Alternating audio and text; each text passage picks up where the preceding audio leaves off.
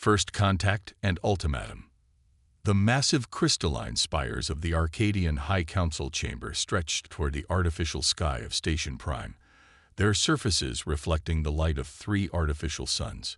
Supreme Chancellor Xerxes stood at the central podium, his iridescent scales shifting colors as he addressed the assembled representatives of the 1,000 worlds under Arcadian rule. Another primitive species dares to reject our benevolent guidance, Xerxes announced, his voice carrying notes of both amusement and irritation. The holographic display behind him showed a small blue-green planet, unremarkable except for the rapidly growing technological signatures emanating from its surface. They call their world Earth.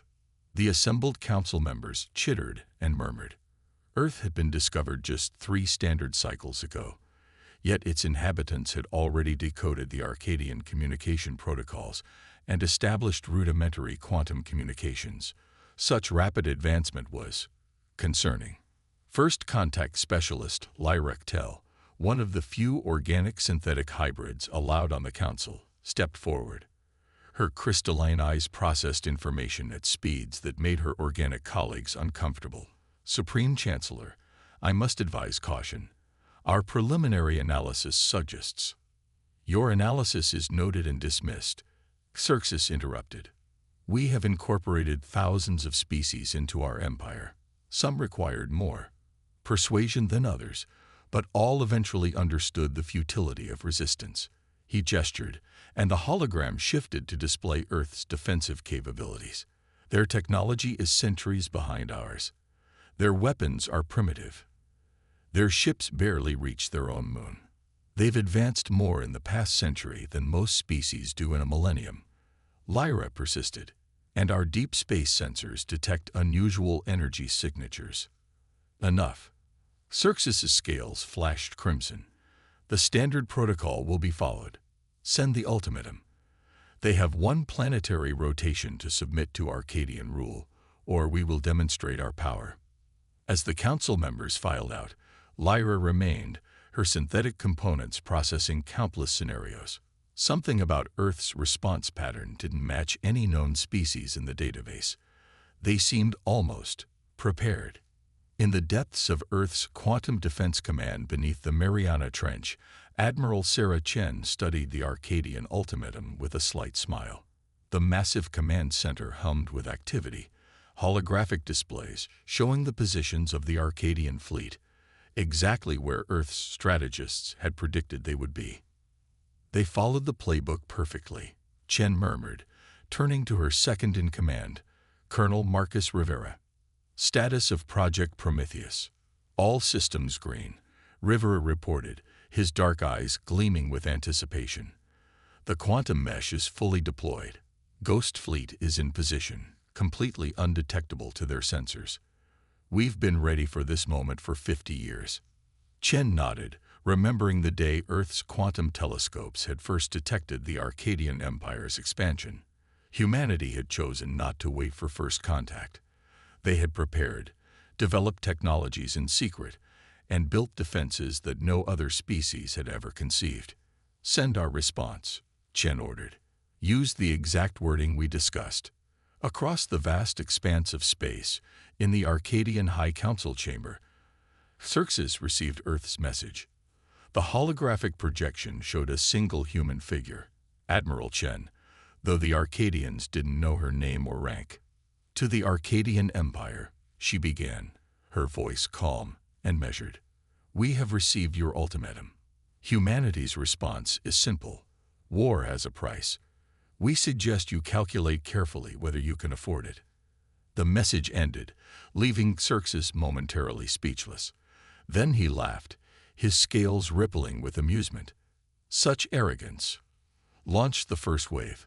Show them the price of defiance. But Lyra, watching from the shadows of the council chamber, noticed something that others had missed. The human's message had been transmitted using quantum protocols that even the Arcadians hadn't mastered. And hidden in the transmission was a pattern she couldn't quite decode, almost like a countdown. As the first wave of Arcadian ships moved into position around Earth, their sensors detected no unusual activity.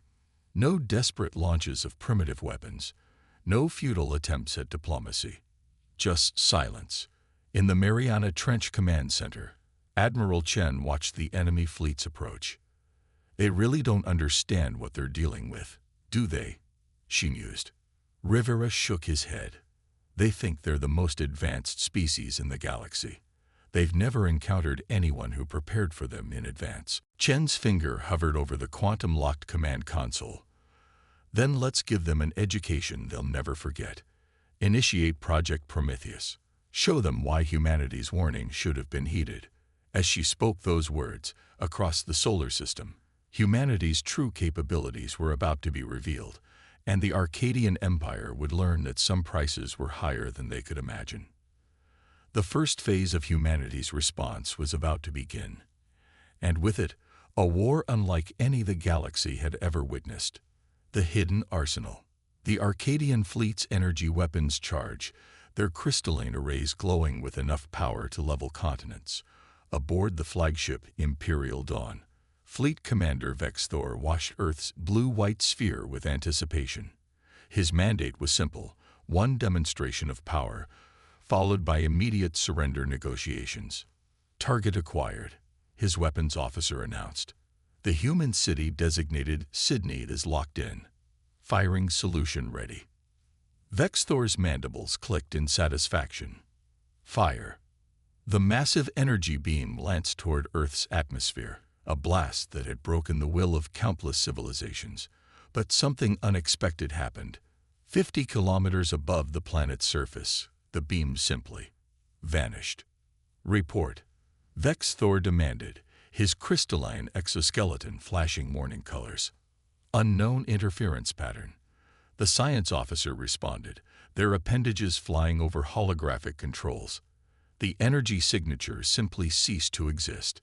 It's as if the space itself absorbed our attack. Deep beneath the Pacific Ocean, Admiral Chen watched the data streams with satisfaction. Quantum shield arrays performing exactly as designed. She announced to the command center. 50 years of research into spatial folding, and the Arcadians just gave us enough energy to power the system for a month. The command center erupted in controlled celebration. Humanity's greatest secret, the ability to fold space itself into pocket dimensions, had just proven its worth. What the Arcadians didn't know was that Earth had discovered their empire's existence long before any official contact. Using advanced quantum telescopes, humans had observed, learned, and prepared. Colonel Rivera approached Chen's command station with a holographic report. All Ghost Fleet vessels report ready, Admiral. The quantum drives are spooled up, and the dimensional phase shifters are operating at optimal efficiency. Show me the fleet status, Chen ordered. The command center's main display shifted, revealing hundreds of ships hidden in dimensional pockets throughout the solar system. Each vessel represented decades of secret technological development. Quantum drives that didn't require conventional propulsion, phase shift technology that could move ships between dimensional layers, and weapons that operated on principles the Arcadians had never imagined. In high orbit, Vexthor's confusion turned to concern as his fleet's sensors began reporting anomalies. Space itself seemed to be rippling, as if reality was a pond and someone had thrown stones into it. Multiple spatial distortions detected. His sensor officer shouted, "Energy signatures unlike anything in our database." Before Vexthor could respond, the space around his fleet began to change. Holes appeared in reality. Not the familiar sight of ships emerging from faster-than-light travel, but something entirely different. From these dimensional pockets emerged vessels of a design that defied Arcadian understanding.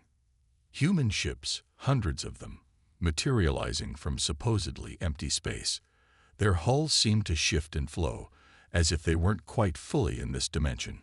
Energy readings from their drives confused Arcadian sensors, showing them simultaneously everywhere and nowhere. Back in the Arcadian High Council chamber, First Contact Specialist Lyra Tell burst into an emergency session. "They were ready for us," she announced, her crystalline eyes processing tactical data at impossible speeds. The humans. They've developed technology specifically designed to counter our greatest advantages. Supreme Chancellor Xerxes, his scales now a pale shade of fear, watched as the tactical hologram showed human vessels appearing throughout Arcadian battle formations. Impossible. They're a primitive species. They barely have spaceflight. No, Lyra corrected, her hybrid nature allowing her to understand faster than her purely organic colleagues.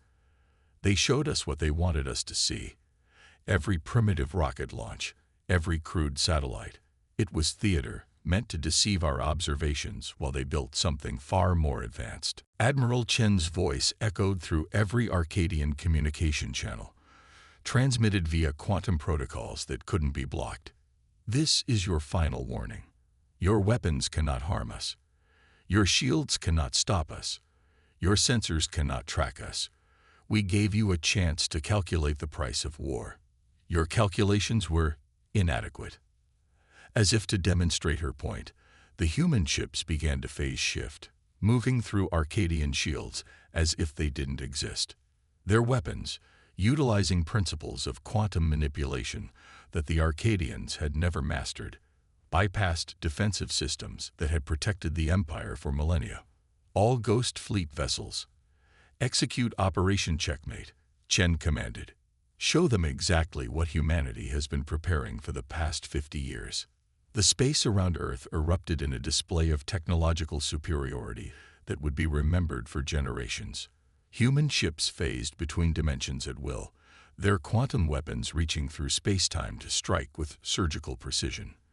The mighty Arcadian fleet, pride of an empire that spanned 1,000 worlds, found itself trapped in a web of technological warfare beyond their comprehension. And this was just the beginning. Humanity's hidden arsenal was about to demonstrate why preparation and innovation would always triumph over arrogance and complacency. The Ghost Fleet strikes. The next 48 hours reshaped the galaxy's understanding of warfare. Humanity's Ghost Fleet moved like phantoms through Arcadian defenses, their quantum-shifted vessels appearing and disappearing at will. Traditional space combat doctrine, refined over thousands of years by the Arcadian Empire, proved useless against an enemy that could simply step between dimensions. In the Arcadian High Council chamber, now converted into a war room, Supreme Chancellor Xerxes watched in horror as strategic outpost after outpost went dark. How? He demanded, his scales shifting through patterns of fear and rage. How could they have developed such technology without our knowledge? Lyra Cattell, now officially appointed as chief analyst of the human threat, stepped forward. They hid in plain sight, Chancellor. While we watched their primitive space launches, they were testing quantum technology in dimensional pockets we couldn't detect. Every failed missile test was actually a successful quantum drive test. Every satellite malfunction was a deliberate deception. On the main tactical display, another Arcadian battle group vanished from sensors. Not destroyed, simply rendered unable to affect or observe normal spacetime. The humans weren't just winning. They were rewriting the rules of engagement. Aboard the Ghost Fleet flagship, Prometheus, Admiral Chen studied tactical updates with Colonel Rivera. The holographic command center showed hundreds of quantum-shifted vessels moving through Arcadian space like fish through water. Each ship operated in its own pocket dimension, coordinated through a vast quantum network that even the technologically advanced Arcadians couldn't detect. Status of Operation Checkmate, Chen asked, watching as another section of the tactical display updated. Rivera gestured, expanding a particular sector of space. Phase 1 complete.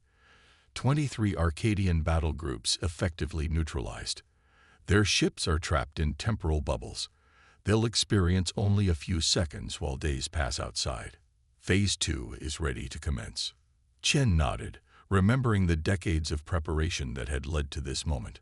Earth's quantum telescopes had revealed the Arcadian Empire's expansion path long ago.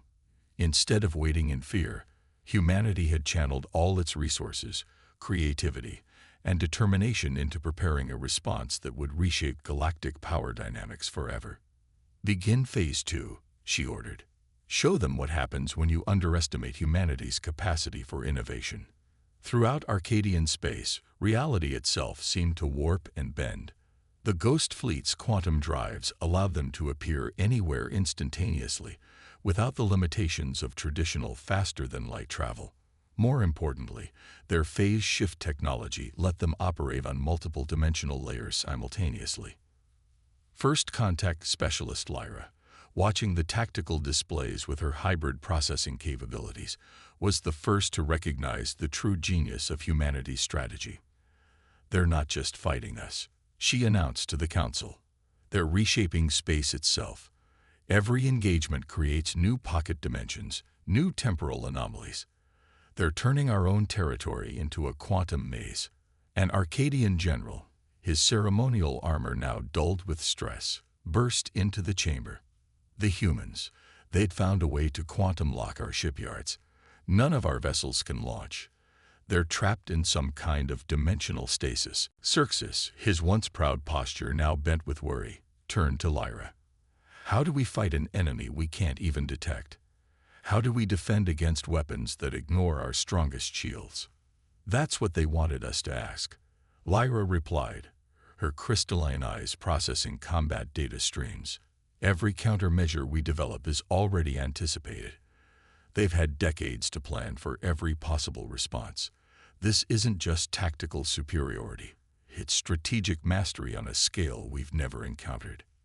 In Earth's Mariana Trench Command Center, Admiral Chen received a priority communication from the Quantum Intelligence Network. "Admiral," the AI construct reported, "Arcadian command and control systems are showing signs of complete collapse. Their fleet coordination is failing as our quantum interference patterns take full effect."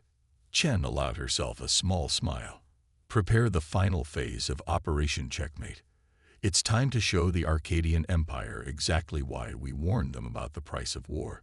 Throughout contested space, the Ghost Fleet's movements became more aggressive. Ships phased in and out of reality with precise coordination, trapping Arcadian vessels in temporal bubbles or quantum locks. The Empire's mighty fleets, once the terror of the galaxy, found themselves unable to fight an enemy they couldn't even properly perceive. But even as humanity's victory seemed assured, Admiral Chen knew the hardest part was yet to come. For the plan wasn't just to defeat the Arcadian Empire, it was to fundamentally change how they viewed humanity and their place in the galaxy. Empire's counterattack. Supreme Chancellor Xerxes stood in the deepest vault of the Arcadian archives, surrounded by technologies so dangerous they had been sealed away for millennia. His scales flickered with conflicting patterns of determination and fear as he addressed the emergency session of the High Council. "We activate the Nexus Protocol," he announced, his voice echoing through the ancient chamber. The assembled council members gasped.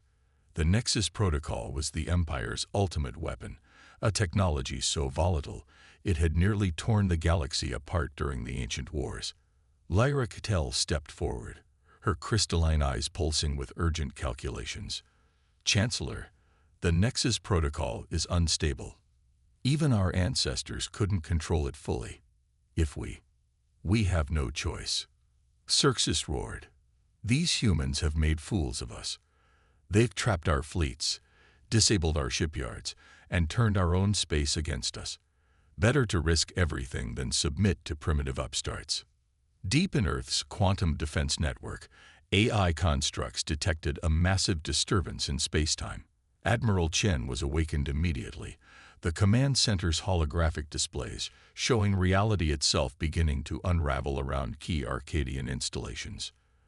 "They've activated something powerful," Colonel Rivera reported, his face illuminated by the pulsing red warnings.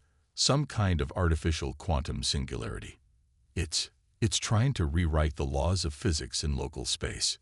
Chen studied the readings, her expression grim. "They're desperate enough to use forbidden technology, exactly as our simulations predicted. Initiate Protocol Omega. Show them why we spent a decade preparing for exactly this scenario."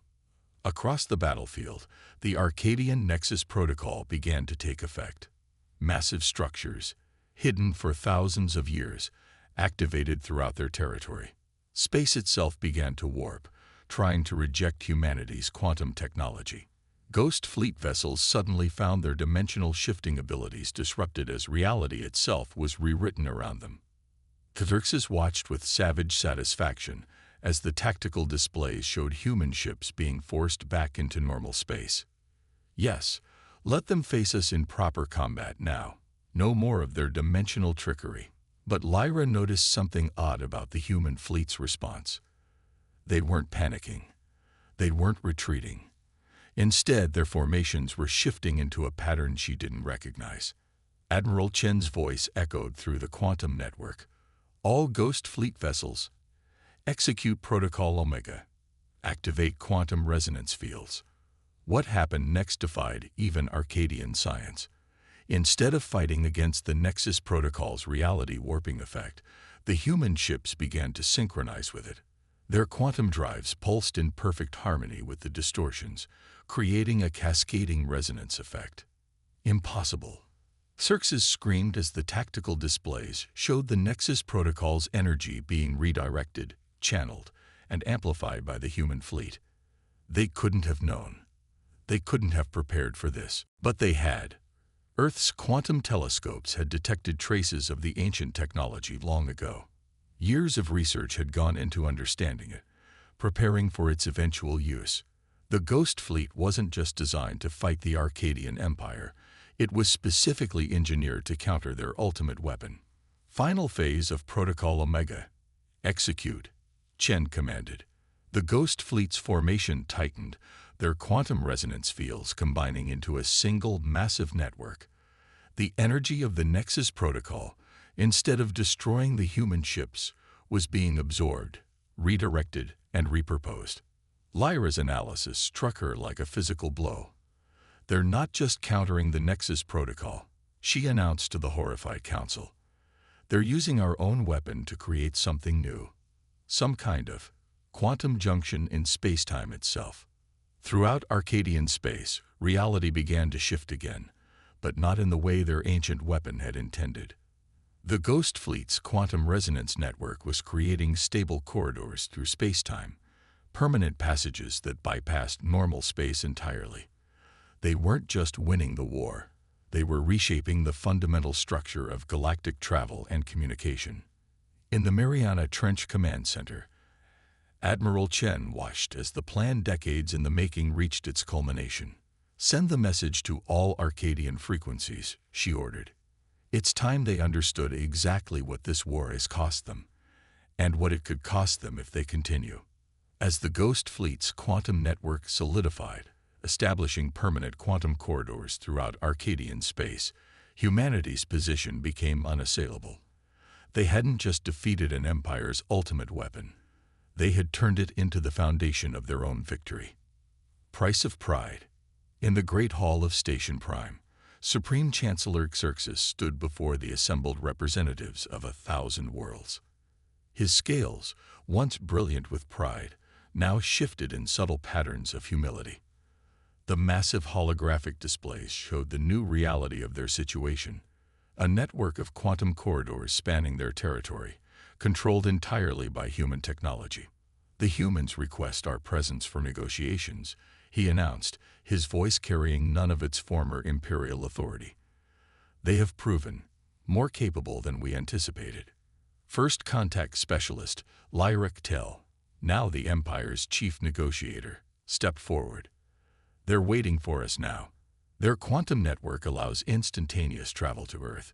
We no longer have a choice in this matter. The journey to Earth took seconds through the new quantum corridors, a trip that would have previously required weeks of faster-than-light travel. The Arcadian delegation emerged in Earth orbit, their ships escorted by Ghost Fleet vessels that shifted casually between dimensions, a casual reminder of humanity's technological superiority. In the Mariana Trench Command Center, now converted into a diplomatic forum, Admiral Chen waited with Colonel Rivera and representatives from Earth's unified government. The chamber's quantum fields allowed perfect translation and communication between species, another demonstration of humanity's mastery over technologies the Arcadians had thought impossible. Welcome to Earth, Chen greeted as the Arcadian delegation entered. "I trust your journey through the quantum corridors was comfortable." Xerxes struggled to maintain his diplomatic composure. "You have made your point about your technological capabilities. Admiral, name your terms." Chen smiled, but it wasn't a smile of victory. It was one of opportunity. "Our terms are simple. Partnership, not submission. We've demonstrated our capabilities not to destroy your empire, but to prove we deserve equal standing." The holographic displays activated, showing a new map of the galaxy. The quantum corridor network created by the Ghost Fleet didn't just connect Arcadian worlds. It formed a vast web that could revolutionize galactic commerce and communication. "Your empire has stood for millennia," Chen continued, "maintaining order and stability across 1,000 worlds. We respect that achievement, but your assumption that technological progress follows a single, predictable path nearly led to unnecessary conflict." Lyra's crystalline eyes processed the data streams with growing understanding. "The quantum network, you're offering to share it." Under joint administration, Rivera confirmed, "Humanity has no interest in empire building. But we won't be dismissed as primitives either. The network proves we can contribute to galactic civilization on an equal footing." Xerxes studied the humans with new appreciation. All of this, the preparation, the technology, the strategy, it was never about conquest. It was about earning respect. "The price of war," Chen stated firmly, "is often measured in destruction. We chose to demonstrate a different kind of price, the cost of underestimating humanity's potential. Now we offer a chance to transform that price into an investment in our shared future." The negotiations proceeded quickly after that. The Arcadian Empire, humbled but not destroyed, recognized humanity as equals. The quantum corridor network, maintained by human technology, but jointly administered, ushered in a new era of galactic cooperation.